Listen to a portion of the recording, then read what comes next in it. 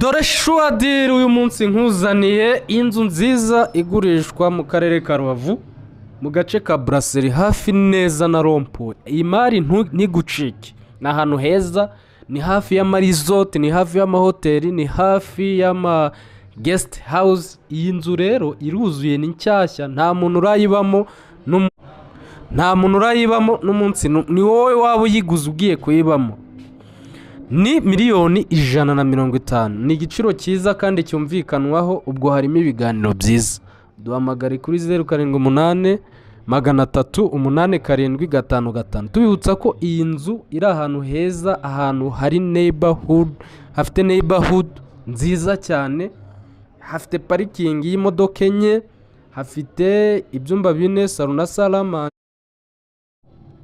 ndetse n'igikoni, kandi hafite ubwiherero 3 mu nzu.